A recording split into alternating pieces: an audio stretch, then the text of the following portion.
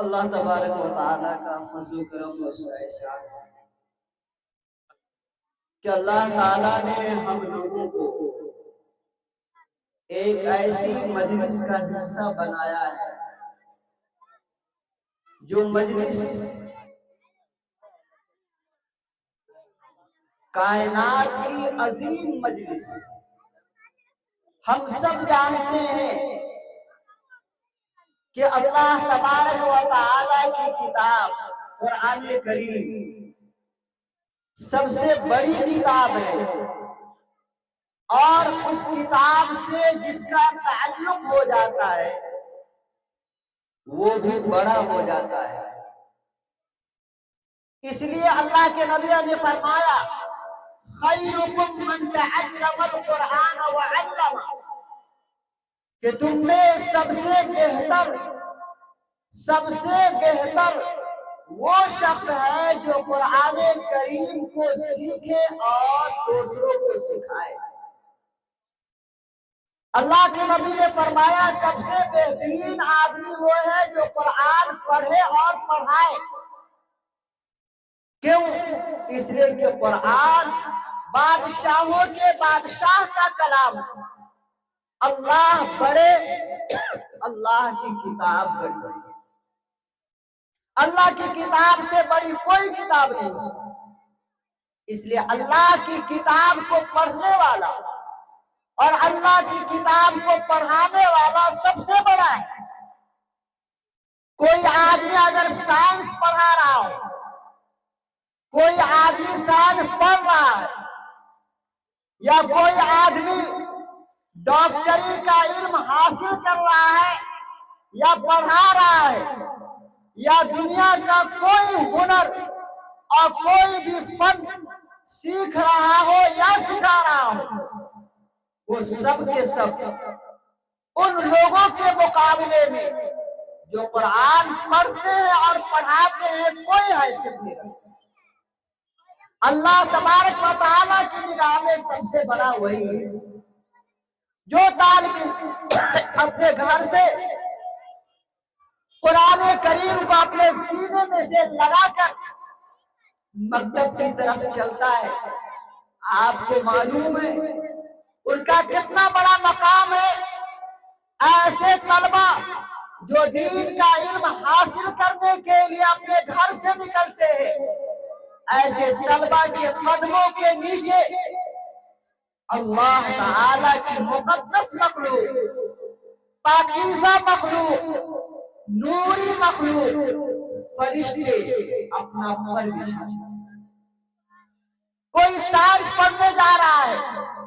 ڈاکٹری کا علم حاصل کرنے جا رہا ہے، چاہے وہ دنیا کی سب سے قیمتی گاڑی پر سوار ہو کر کے جا رہا ہو، اس کے ساتھ اس کے خادم بھی ہیں، اس کا ڈرائیور بھی ہے، ایسا اسٹوڈنٹ اور ایسا طالب علم ہے، لیکن ایسے طالب علم اور اسٹوڈنٹ کے قدموں کے نیچے فرشتے پر نہیں بچھاتے ہیں، بلکہ فرشتے تو ان طلبہ کے قدموں کے نیچے پر بچھاتے ہیں کہ جو طلبہ دین کا علم حاصل کرنے کے لیے اپنے گھر سے نکلتے ہیں، چاہے ان کے کپڑے پھٹے پرانے ہوں، انتہائی معمولی درجہ کا کپڑا ہو، اور جہاں وہ جا رہا ہے وہ جگہ چاہے خس و خاشاک کی ہو، جھوپڑی ہو، معمولی درجے کی عمارت ہو، دنیا والوں کی نگاہ میں اس کی کوئی حیثیت نہ ہو، لیکن یہ جھوپڑی اور یہ جگہ جہاں پر قرآن کریم کی مجلس لگی ہوئی ہے، اللہ تبارک و تعالیٰ کی نگاہ میں سب سے عظیم، اس سے بڑی کوئی جگہ نہیں۔ آپ دنیا والی نگاہ سے اس کو نہ دیکھیں، دین والی نگاہ سے۔ کون کتنا وزنی ہے، کون کتنا وزنی ہے، اس کا پتہ اللہ کیا چلے، آج نہیں چلے گا۔ آج اس جھوپڑی کی کیا حیثیت ہے اور اس کا کیا وزن ہے، اس میں پڑھانے والے اساتذہ کی کیا حیثیت ہے، ان کا کیا درجہ اور وزن ہے، آج یہ نہیں پتا چلے گا، یہ پتہ آپ کو کل آخرت میں معلوم ہوگا، میدان محشر میں معلوم ہوگا، جہاں اللہ تعالیٰ فرماتے ہیں کہ ہم اعمال کو تولنے کے لیے وزن قائم کریں گے، وَنُقِيمُ لَهُمْ يَوْمَ الْقِيَامَةِ وَزْنًا، وزن اللہ تعالیٰ میدان محشر میں قائم کریں گے۔ اس دن ترازو میں تولا جائے گا کہ کون طالب علم زیادہ وزنی ہے اور کون زیادہ وزنی نہیں ہے۔ اس دن پتا چلے گا کہ وہ طالب علم جو پھٹے پرانے کپڑے میں ملبوس ہو کر کے اپنے سینے سے دینی کتابوں کو لگا کر کے بغیر چائے پانی کیے ہوئے اپنے گھر سے نکل جاتا تھا، اور سخت ٹھنڈی کے زمانے میں جھوپڑی میں آ کر کے ٹھنڈک کو برداشت کر کے اللہ تبارک و تعالیٰ کی کتاب کا علم حاصل کرتا تھا، اس طالب علم کو کل دیکھ کر کے فرشتے بھی رشک کریں، فرشتے بھی رشک کریں،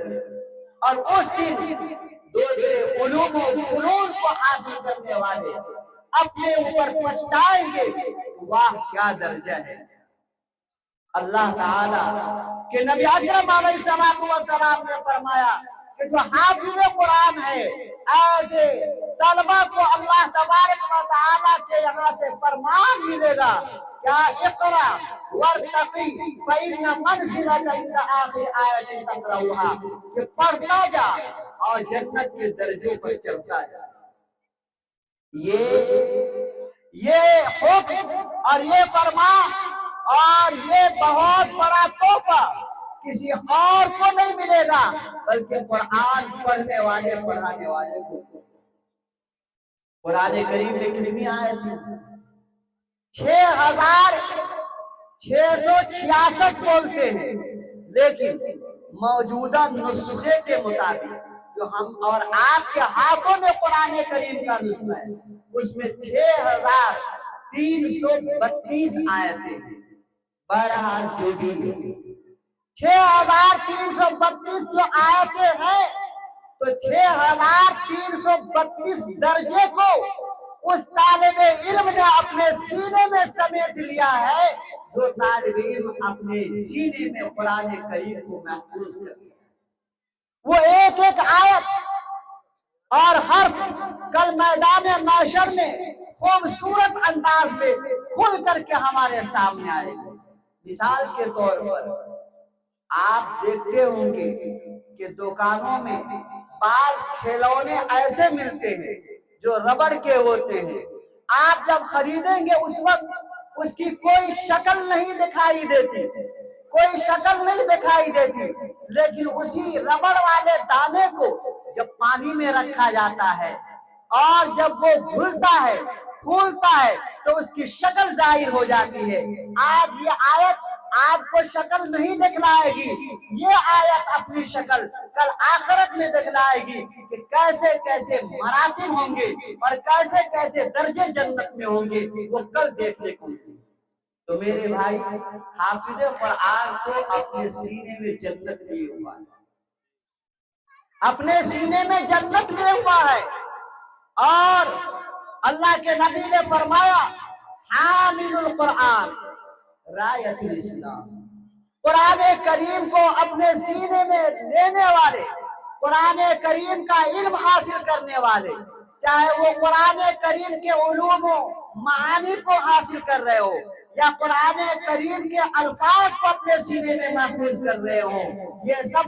اسلام کے جھنڈے ہیں، اسلام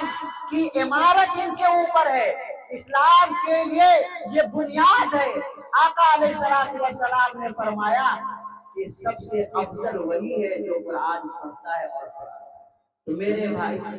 جب یہ جگہ سب سے افضل ہے تو اس کی قدر سب سے زیادہ ہونی چاہیے، اس میں پڑھنے والے طلبہ کی قدر سب سے زیادہ ہونی چاہیے، اور اس میں پڑھانے والے حضرات اساتذہ کی قدر اور عزت سب سے زیادہ ہونی چاہیے۔ اور اگر آپ نے ان طلبہ کی قدر کر لی، اس جگہ کی قدر کر لی، یہاں پڑھنے والے پڑھانے والے جو اساتذہ ہیں ان کی قدر کر لی، اور ظاہر سی بات ہے کہ یہ آپ کی عزت اور قدر صرف اللہ تبارک و تعالیٰ کے نام پر ہو رہی ہے، تو اللہ تبارک و تعالیٰ کل آخرت میں آپ کو بھی اعزاز سے نوازے گا اور آپ کو بھی عزت سے نوازے گا۔ اس لیے نوازے گا کہ اللہ تعالیٰ کہے گا کہ میرا یہ بندہ وہ ہے کہ جس نے میری کتاب پڑھنے والے طلبہ کی حوصلہ افزائی کی، جس نے میری کتاب پڑھانے والے اساتذہ کی عزت اور قدر کی، جس نے میری کتاب پڑھائی اور جس نے میری کتاب پڑھنے والے اور پڑھانے والے جو لوگ تھے ان کی قدر کی، اور جہاں پڑھائی جا رہی تھی جو جگہ کی اس کی اس نے عزت کی۔ اللہ تعالیٰ آپ کو محروم نہیں کرے۔ دوست کا دوست دوست ہوتا ہے، دوست کا دوست دوست ہوتا ہے۔ یہ قرآن پڑھنے پڑھانے والے اللہ تبارک و تعالیٰ کے خاص دوست ہے، لہذا ان سے جو محبت کرے گا وہ بھی اللہ کا دوست کہتا ہے۔ اس لیے ہم لوگ عزت کی نگاہ سے قرآن کریم اتنی عظیم کتاب اللہ فرماتے اِنَّا سَنُلْقِي عَلَيْكَ قَوْلًا ثَقِيلًا کہ ہم آپ پر ایک بھاری کلام اتارنے کو ہیں۔ کتنا بھاری کلام ہے قرآن، اتنا بھاری کلام کہ جب آقا علیہ السلام اونٹنی پر تشریف فرما ہوتے اور اسی حالت میں قرآن کریم کا نزول ہوتا تو اونٹنی جو ایک مضبوط جانور ہے وہ بھی قرآن کریم کے بوجھ سے اپنی گردن جھکا دیتی تھی۔ اتنا عظیم و ثقیل ہے یہ قرآن کہ آقا علیہ السلام سخت سردی کے زمانے میں اگر آپ پر قرآن کریم کا نزول ہوتا تو آپ علیہ السلام کی پیشانی سے پسینے کے قطرات موتیوں کے مانند ٹپکنے لگتے تھے۔ اتنا بھاری ہے یہ کلام کہ آقا علیہ السلام ایک مجلس میں تشریف فرما تھے اور آپ علیہ السلام کا پاؤں مبارک آپ کے پاس بیٹھے ہوئے ایک صحابی کے ران پر تھا۔ آقا علیہ